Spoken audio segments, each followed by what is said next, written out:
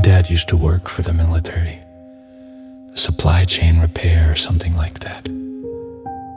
His projects were assigned all around the country, which meant my family had to move around a lot. I basically grew up eating at highway diners and late-night buffets, living in motels, small two-bedroom apartments. And if we were lucky, a rental house with a big kitchen area.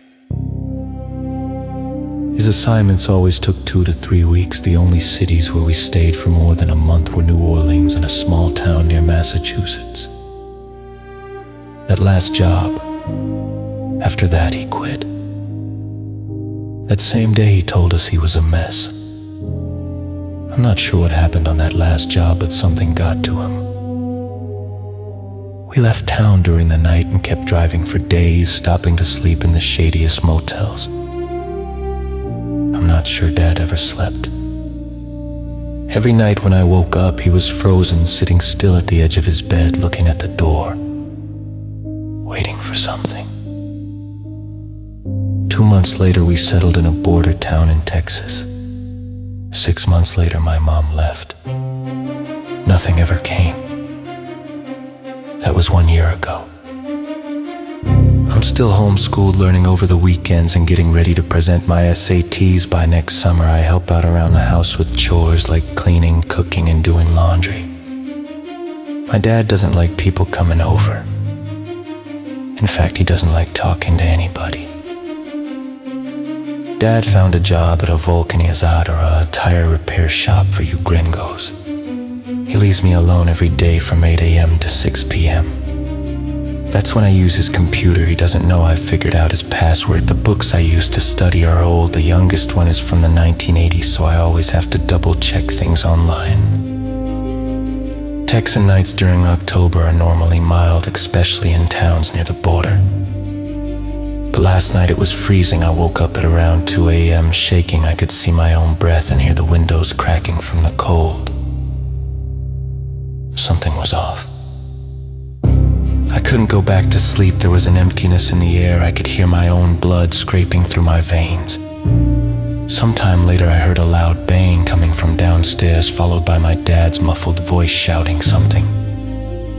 It made no sense to me, just gibberish. My reflexes kicked in and I stood up. I reached for the door, and as I opened it, my mind went black. Next thing I knew, it was morning. I hurried downstairs, but there was no sign of my dad. The only thing I saw was a note on the fridge that said, "Do not go down to the basement." What the fuck happened last night was the only thought in my head. I knew this wasn't normal. I had to go down. I just had to. The door to the basement was locked. It took me 40 minutes to open it with a butter knife, accidentally popping one of the pins from the door hinge. The door unlocked. I took my time going down the stairs. Our basement is gray and full of cardboard boxes and some flat tires my dad brought home from the shop. There's an old light bulb hanging from the center of the room. When I reached the bottom, I flipped the switch on. As my eyes adjusted to the light, I saw a big shadow with an overwhelming presence. The shadow shrank and centered in the middle of the basement, and then I saw it. Something was sitting there, naked, head covered with a bag on a wooden chair. The bag looked directly at me. I could feel the eyes analyzing me. It expelled a shriek. T.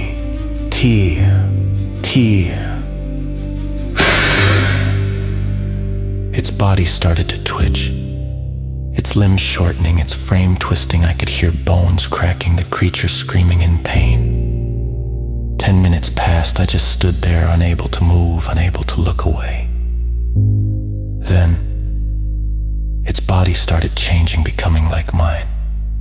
The birthmark on my right shoulder, the moles and the shape of the constellation my mother used to point out, they appeared on its shoulder. Everything became mine, even the private parts. I stumbled backward, tripping on a tire. The chair screeched across the floor, then it lunged. Its weight hit my chest, knocking me onto the concrete. Its hand on my hand gripped my jaw and pulled. I screamed as something cracked inside my mouth. When I crawled away, there was blood on the floor and one of my molars. The creature sat back down in the chair and went still again.